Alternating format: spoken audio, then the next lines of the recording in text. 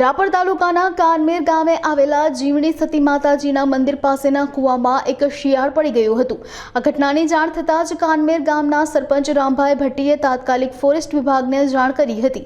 લગભગ 40 ફૂટ ઊંડા કૂવામાંથી શિયાળને બહાર કાઢવા માટે બચાવ કામગીરી હાથ ધરવામાં આવી હતી।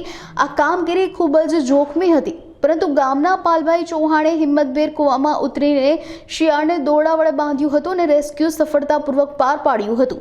આ સફળ બચાવ કામગીરી બદલ સરપંચ રામભાઈ ભટ્ટી અને ફોરેસ્ટ વિભાગ દ્વારા પાલભાઈ ચૌહાણનું સન્માન કરવામાં આવ્યું હતું। કાનમેર ગામે ફોરેસ્ટ અધિકારી સાહેબ શ્રીઓ અને ગામ લોકોના મદદમાં પાલા વાઘા ચૌહાણ ખુદે અંદર જઈને શિયાળિયાને બાંધી અને કાઢીને મદદ કરી ગ્રામજનો અને આ આવેલ ટીમ ફોરેસ્ટર સાહેબનો સૌનો આભાર માનું છું।